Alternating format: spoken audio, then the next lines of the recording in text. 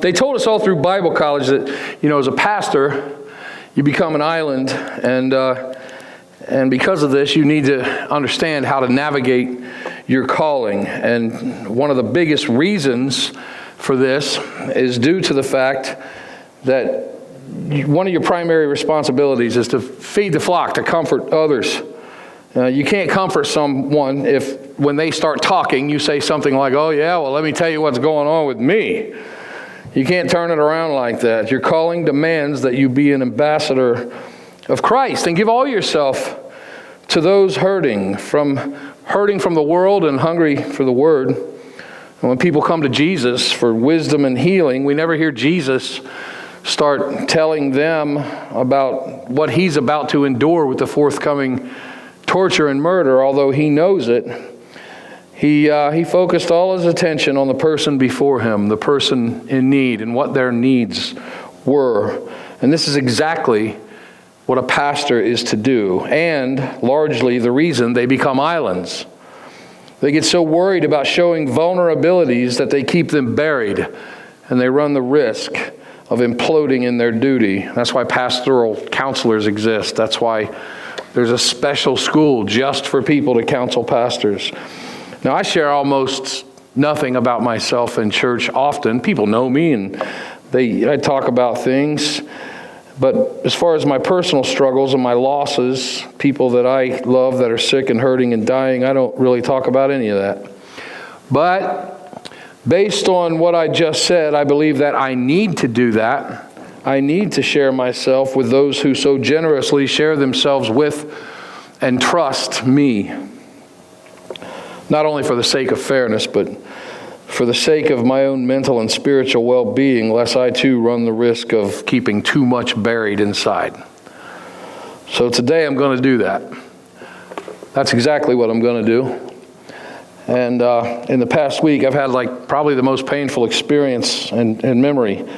And what God has shown me in the midst of it, and why I'm richer because of it, but this foundational verse I want to start off with is Hebrews 12:15, because we're talking about bitterness.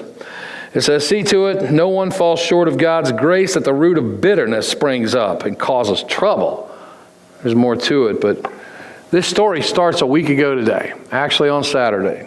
A week ago Saturday. I'm sure a lot of you were here when my mentor, Dr. Bob Swanger, was here to speak. And I hope that you appreciated and enjoyed that as much as I did. But as you remember, I'll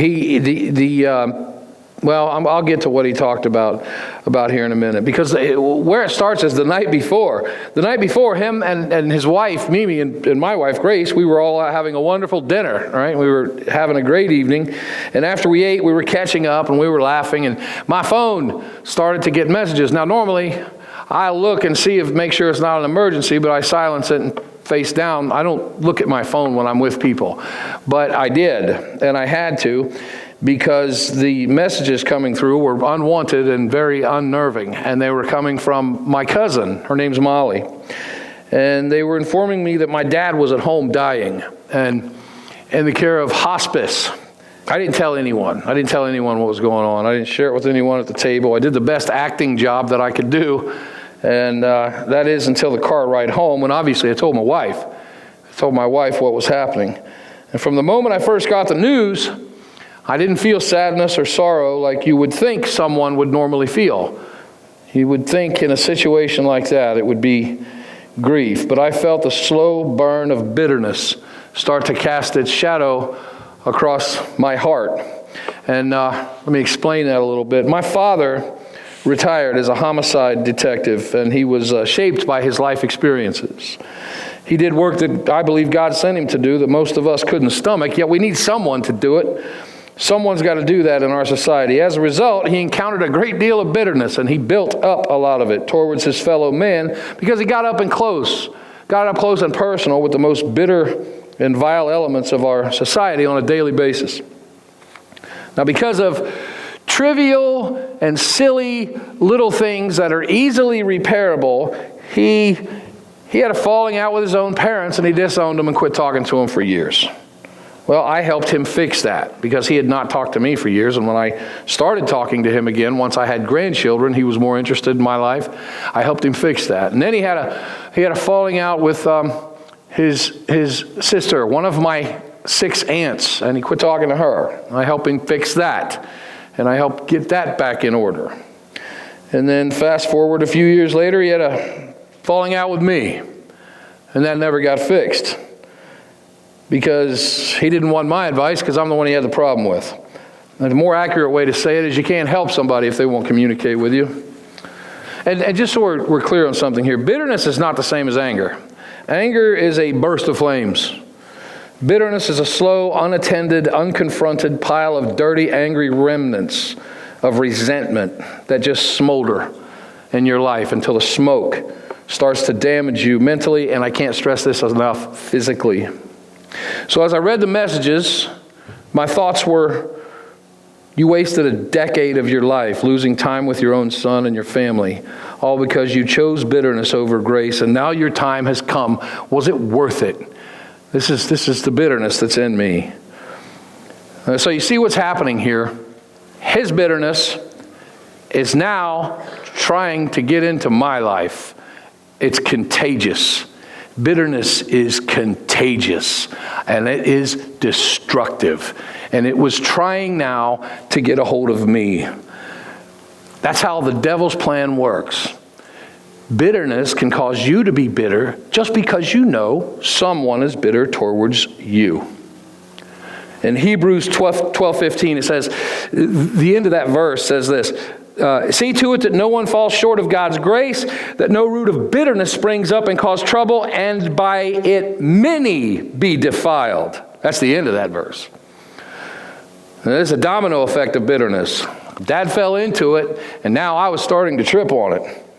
So the next day, here at church, Doc's here to speak. I was in no emotional condition to speak in church. Not many people knew that. But the timing, this is where God is all in everything. All up in my business was God this week. All up in my business. Thank you. Doc was here speaking. I was putting on an act all day. Everything was okay. I shared with a few people, the elders in the church, a couple of them, because I had to. They need to know if I'm going to disappear for a few days.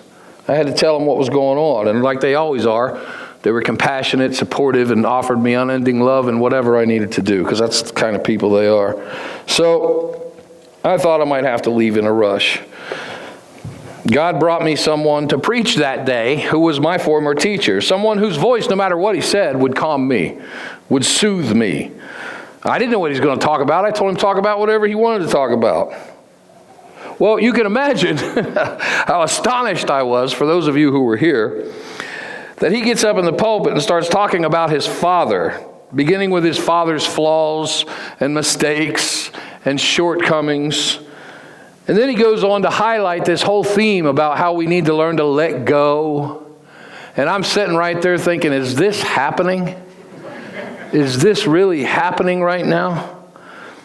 I was gobsmacked by what was happening.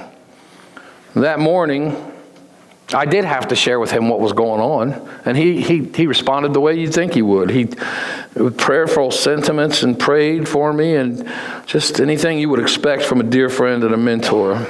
But he would be leaving soon. And I would be there to face this bitterness on my own. So Grace and I, we prayed and we all walked out to the car with Doc and Mimi to their truck. And then I turned to my wife and I said, I have to go. And she said, I know. So I did. I tell you, man, in times of utter confusion and chaos in life, my emergency ripcord, most people have one spiritually speaking, is always the opening words of Psalm 46:10. Be still and know that I am God. And that little phrase has got me through so much in this life. Every time I think of these words, I feel God's hand saying, no matter what happens, you're going to be okay, as long as you're with me. So I'm driving home, I'm going down, Island Road, and the shadows of the trees are going across the top of my truck, and the sun's peeking through the trees as I go by, smacking me on the face. The heat, I felt some odd sense of comfort, some odd sense of even protection in that solitude. Be still and know that I am God. And I knew that a few people knew my dad was dying, but what they didn't know was that I wasn't battling sorrow, loss, grief, and sadness. I was battling something destructive and highly contagious: bitterness. During that drive, Doc's words started to echo in my head, and I revisited how amazing it was that God would put him here on this day with those words under these circumstances. And I had to write down and read from much of my sermon because it was so emotional when I was just thinking it. I couldn't recount it accurately. I was putting things in the wrong place and getting too emotional.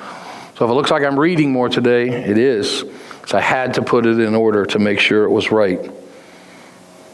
So that day, Sunday, I had heavy communication with my Aunt Laura. That's my dad's sister.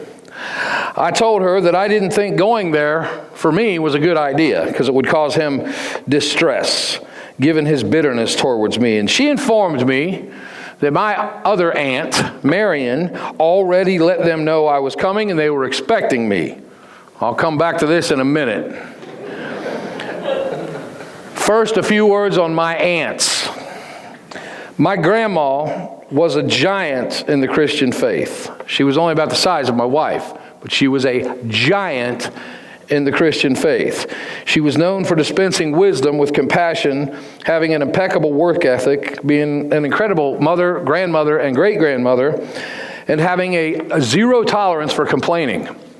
In fact, that's one of the primary characteristics featured about her, aside from serving the church at her eulogy, was how she never, and I mean never, complained about anything.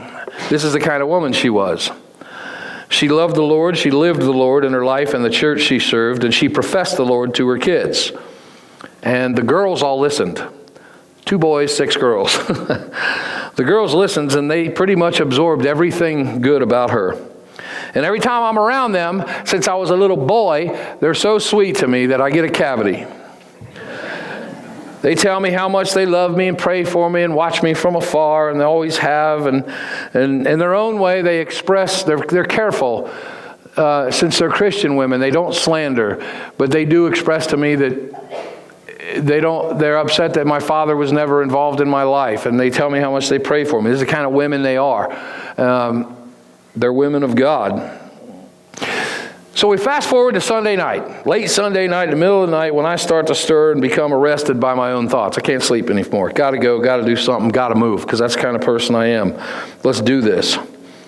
I took the 6-hour journey to Lancaster. First time I took a road trip without my wife since we've been together. That was weird. I didn't have anyone to talk to or bounce things off of, but I think God wanted it that way. Or tell me how to drive, right. I texted her that. She said, "How's your trip going?" I said, I'm surprised I'm not dead. I don't have anyone to tell me when to change lanes and not to turn here and to slow down. And I said, I don't know if I'll make it, actually. But so, didn't. Good call. But I made it alive, despite the fact that she wasn't with me. And it was also ironic that I'm going to see my dad, who's about to die, on my mother's birthday. And that was my mother's birthday. And see, you can imagine what I'd just been through in the past 48 hours, with Doc, and then what the news I got. Then it's my mom's birthday. I was supposed to call my brother and have this thing about mom. It's like a blender. I mean, I can't. But God is right inside of it. And I keep seeing him everywhere. Just going, I'm here. Just so you know, I got you. I'm like, okay. All right, so I took this 6-hour journey. Bitterness rode shotgun, by the way. Bitterness was there with me all the way there. And it was also in the kitchen at my dad's house waiting to have a discussion with me. So I took the journey, pulled up into Dad's driveway. So we're going to let my truck idle in the driveway for a second and step outside of the sermon to address the point, which is bitterness. And I said, what it does to you. I want to talk about this. Bitterness blows out the candle of joy in your life. That's the easiest way to describe what bitterness does. It blows out the candle of joy in your life and leaves you in darkness. That's what bitterness does. There's a book called None of These Diseases. It's written by a medical doctor. His name is S.I. McMillan. I highly recommend it if you can get your hands on it. He lists more than 50 diseases that are triggered by emotions, physical diseases that are triggered by emotions. Regarding anger or bitterness, he said this: the moment I start hating a man, I become his slave. I can't enjoy my work anymore because he controls my thoughts. My resentments produce too many stress hormones in my body, and I become fatigued after only a few hours of working. When the waiter serves me a porterhouse steak with French fries, asparagus, crisp salad, and strawberry shortcake smothered with ice cream, it may as well be stale bread and water. My teeth chew the food and swallow it, but the man I hate will not permit me to enjoy it. That's what bitterness does. That's what bitterness does. That similar sentiment is expressed in Proverbs. Better a small serving of vegetables with love than a fattened calf with hatred. Man, it'll kill you. It'll kill you. It'll hurt you inside. This is what bitterness does. It is the exact opposite of forgiveness. And when I preach on forgiveness or talk about forgiveness, anyone here knows I always cite bitterness as its opposite. It's an acid that will destroy its own container. And nothing kills you like stealing your joy more than bitterness does. Hebrews 12:14 is the medicine. It says, continually pursue peace with everyone and the sanctification without which no one will ever see the Lord. This means you need to check this bitterness. You need to get rid of it if we're to see God. This sounds simple, but I'm telling you, when the adversary comes up against us, it can be difficult to adhere to this philosophy, to this verse. So I'm going to show you how it came up against me. The temptation to let it take control of my heart. This is the battle I was in. Maggie, that's my father's longtime girlfriend. She was waiting in the kitchen as I entered the house, and I could sense she was agitated, I hadn't seen her in a while. My falling out with him, she had only heard whatever he had to say. Now, at first, I thought it was just the stress of the situation, but I would quickly learn it was because she did not want me there. She was hostile, sarcastic, and cruel, and refused to share any information about my father's health. I said, tell me what's going on. She goes, what do you want to know? Ask your ex or something. Ask your dad. I go, my dad is dying. She goes, well, I don't know what to tell you. You came to say something, go say it. That's how she talked to me.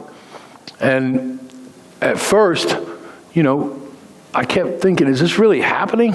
I've never seen anyone act like this before, and it seemed like it wasn't real. This cruelty was beyond anything I would ever expect for someone governing a situation where a child was coming to make peace with their dying parent. Regardless of what had happened 10 years ago, I just can't imagine ever talking to someone like that. It was bad. She told, there was another distant relative there, a woman, and Maggie came to me and said, hospice is here, you have to go outside and wait. It was 38 degrees outside. And I said, well, we have to go outside? And she goes, no, just you. And I went, okay. So I went outside, and there's a short in my brain. Two things are happening. Bitterness is becoming rage. And then there's a little boy who's 6 years old who feels like someone just hurt him and he doesn't understand why. And he wants to sit in the corner and cry. And you mix these two things together and you are now pregnant with bitterness and more of it. And so that's what happened. So I waited outside perplexed, thinking, does this really happen? I texted my cousin Molly. I said, man, Molly, you ain't going to believe what's going on. She's only a couple blocks away. And that's my Aunt Laura's daughter. She was there right now. And she was out front. And I said, don't come over here. And she said, I'm not coming in the house. I'm coming over there for you. And I said, all right. So I walked out to the front of the house. I talked to her for a little bit. And she came to give me some support. And she said, when you're done, come over. Mom wants to talk to you. She wants to see you. And I said, all right. So hospice left, and I re-entered the house through the kitchen. And Maggie said, you're here to say goodbye, so do what you got to do and go. All right. This is when the bitterness inside me was swelling to the point that I just couldn't bear it. There were several thoughts in my mind trying to get out, fighting their way to pass my lips and dress her down. And that's what I was going to do. By God, that is what I was going to do. No profanity, no name calling. Nothing like that. Just carefully selected word placement that would most assuredly put her in tears. This was my feeling. And the thought spearheading the herd was that my father had always been so vocal about never wanting to be married again. He was divorced twice before I was 12, and especially not to her because he feared her son would take everything he'd worked for, and told me to make sure that this never happens. This thought was in my head. These cruel, anger-driven thoughts were prying at the back of my lips with crowbars, trying to get out and wreak havoc on this woman standing in front of me. Although I hadn't decided which phrase I was going to use in my anger, I knew it was going to end like this. I didn't come here to ask for forgiveness, I came to offer it. And how arrogant that is. Unless it was, I didn't come to ask forgiveness, I came to offer the forgiveness of Christ. That would have been okay, but I couldn't put together anything that was nice. I just tried, and I tried. And I didn't say anything evil.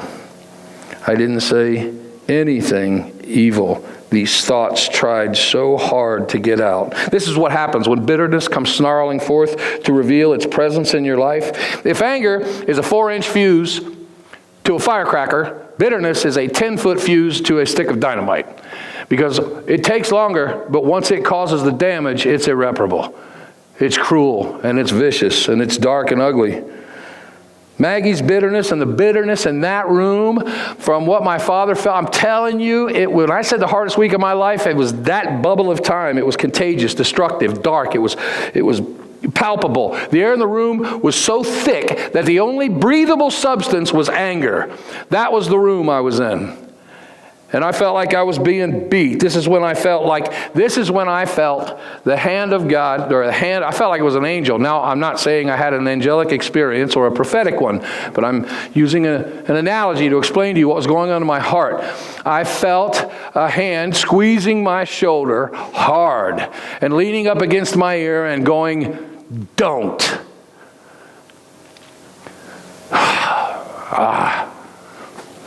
Don't. Don't. That's what I felt. That's what I felt. When I felt that message rise up inside me, these feelings were hurricaning through my mind. I know that's not a word, but it is today. Like my daughter says about ain't a word. Yeah, it is, Dad. I just said it. Hurricaning through my mind. Are you going to fight the evil in this room? Are you going to do that? Are you going to act against everything you teach as a pastor and as a professing Christian? And are you going to let these words out? Or are you going to stand up and adhere to everything you teach by demonstrating it right here, right now, in the most difficult situation you've ever been in that requires you to literally practice what you preach? What are you going to do? I feel the Holy Spirit telling me this moment's going to define your authenticity and your worthiness as not only a pastor, but as a servant of Christ. And the devil says, no one can see you. They'll never know. Let it out. That's what Satan says to you. But you're not letting anything out. You're letting something in. And I know that. And I know when I hear the devil's voice. Words did come out. The only words I could say was I looked down and I said, I guess you would just have to be me to understand. Now, that sentence probably didn't make any sense to her because it had nothing to do with what she had just said. But in my heart, that statement was responding to all the reasons that I could not respond with anger. It was actually an inner dialogue. I'm an ambassador of Christ, and I have to rise above bitterness. That's the subtext. So I walked into the living room. I sat down in the chair close to my father, and I grabbed his hand, and I told him that I loved him. And I said, I love you, and I will always love you. And I whispered into his ear, Dad, if you believe, because my Aunt Marion had already been there. She had already got him to confess and give himself to Christ and offer himself to Christ. I said, Dad, if you, I wrote down what I said. If you believe in Jesus with all your heart, all the pain of this life and anything hurting you, all the grudges, anything between you and I, anything at all, anger and suffering, all of it, every bit of it disappears when you walk into his presence because he takes it from you. You'll have peace and eternity with him. I promise you, Dad, he loves you. And he responded with an affirming sound, is the best way I can put it. And I kissed him on the forehead and I said, I love you. And I turned around and walked towards the door. Now Maggie was saying something. I don't know, because I wouldn't make eye contact with her or even acknowledge her presence, because I didn't want myself to be tempted anymore. Bitterness, anger. I was overwhelmed that God was with me in that moment and allowed me to leave that room. All I left in the room was kindness, love, and the name of Jesus when I left. There was no sin residue of bitterness or anger in my words nor my actions, but that doesn't mean the devil didn't try and give it his best. He sure did. But it was only because Christ is my fortress. Christ is my strength. I want everybody here to understand something. God will bring you into discomfort for the purpose of bringing out the best in you.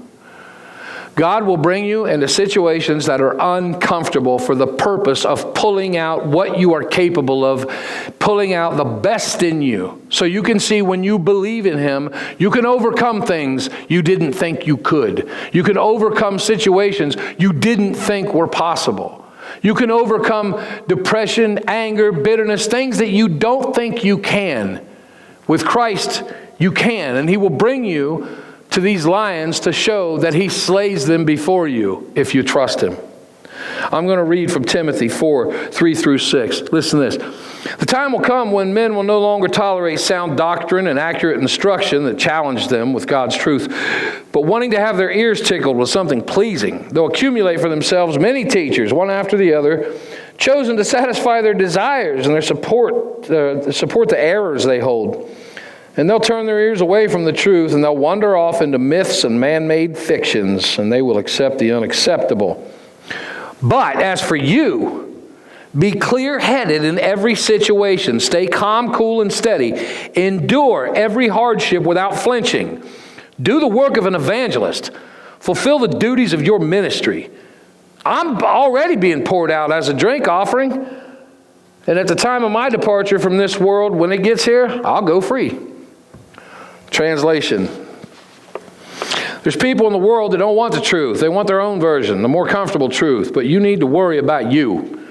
You have to answer your call as a minister to God. Don't get rattled when you have to deliver the truth in difficult situations. Stay calm and cool and endure every hardship without flinching. I did it and I'm about to die.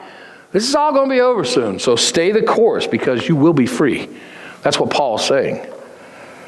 That's what Paul is saying. God will send us on a mission to understand the necessity of facing bitterness for the purpose of knowing the importance of avoiding it, of avoiding allowing it inside. And overcoming bitterness, God will affirm you. These are my aunts, right? So I found out after this situation, I'm feeling Jesus wrapped all around me. I'm feeling God all up in my business. I feel like I just witnessed him smack the devil. I left this dark place, and I left the name of Christ and love in the room.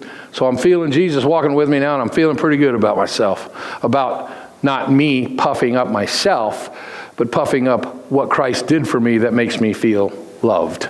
I guess I should say I'm feeling good about the love I felt from Christ. But I found out my aunt knew I wasn't going to be welcomed and let me go anyway. She already knew this was, they called her and said, we don't want him here. Don't you send him here. And she just tells my other aunt, well, tell him they're expecting him. I'm like, what are you doing, man? I would have busted a U-turn on the freeway and said, let me make that decision for myself next time. But that's my grandma's daughter. That's my aunt.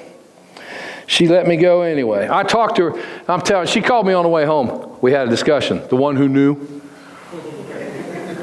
She ministered to me. And I mean, I talk to Christians all the time. I talk to pastors. But to have someone minister to you, she ministered to me. I'm telling you, it was so healing. And she said, you needed to do this. You needed to, and I'm paraphrasing here. She was basically telling me I needed to be the bigger man in Christ. I needed to go there and prove I could overcome this and leave nothing but Christ and love. Okay, I have talked to her for a long time, so I had no idea why she would believe I could do this. But I realized it wasn't me she believed in, it was God. And she knew God could do it, and He did, because I didn't think I could. And she knew I could, and she told me, you needed to do that. You needed to do that. You needed to leave Christ. You needed to leave love there, and you did it. And I was like, yeah, you're right.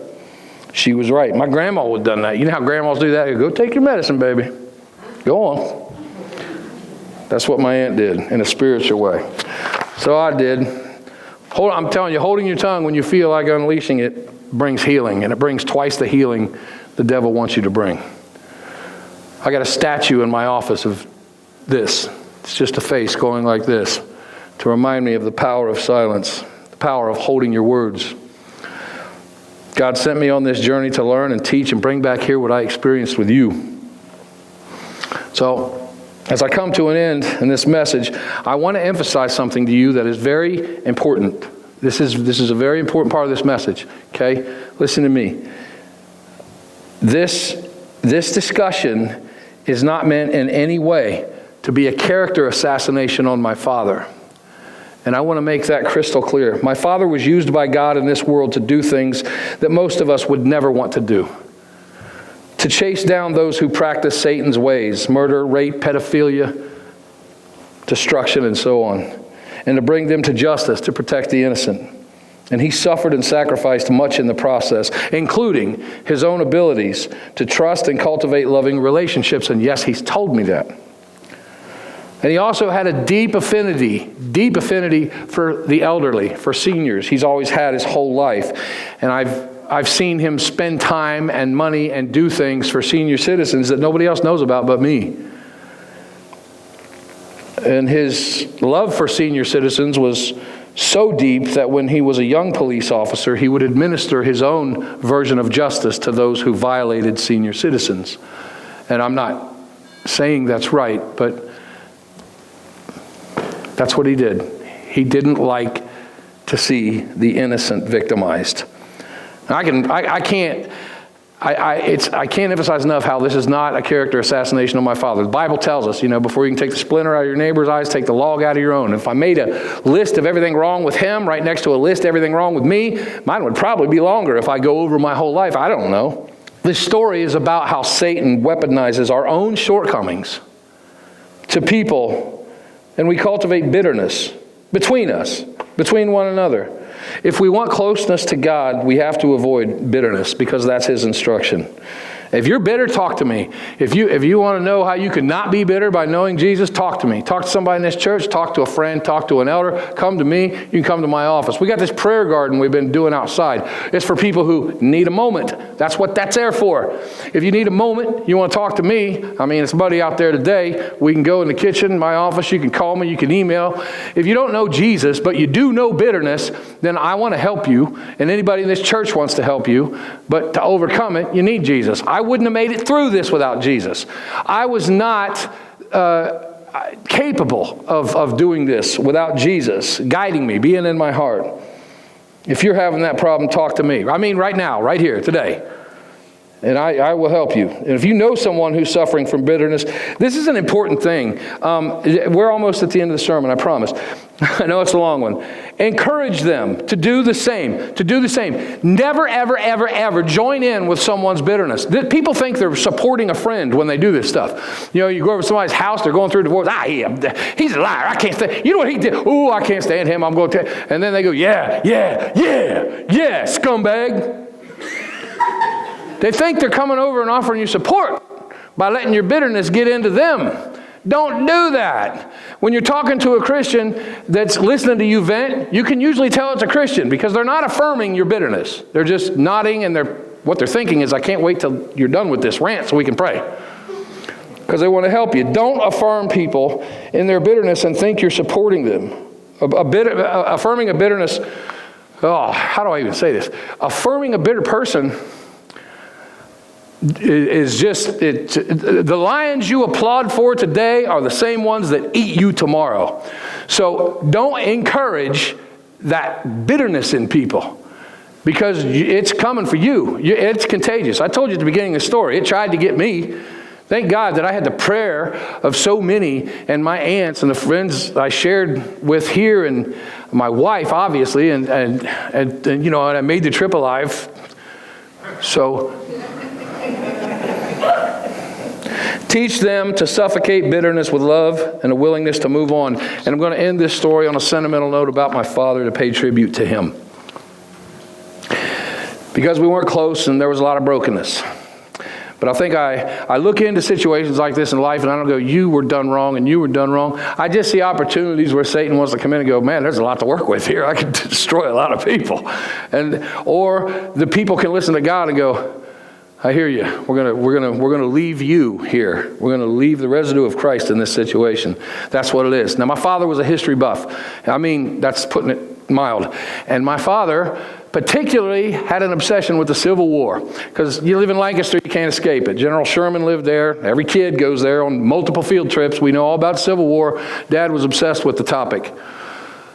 So I'm going to close out on a story from the Civil War that's about bitterness.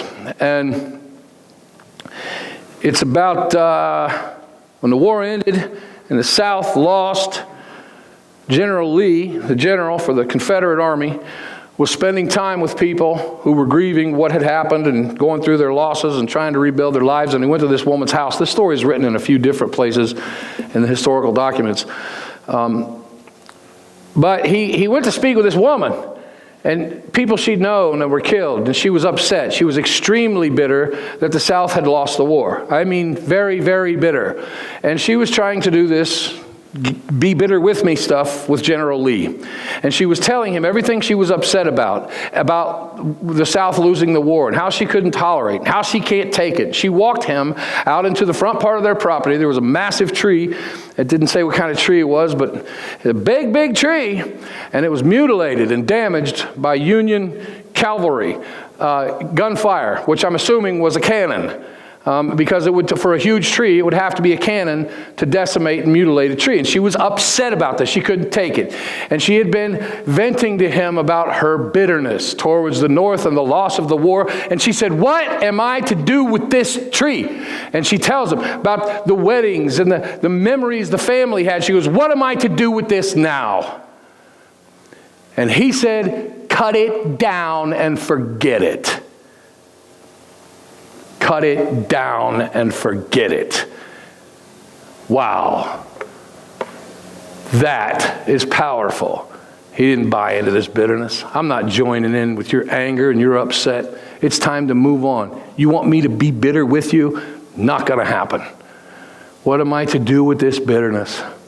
Cut it down and forget it.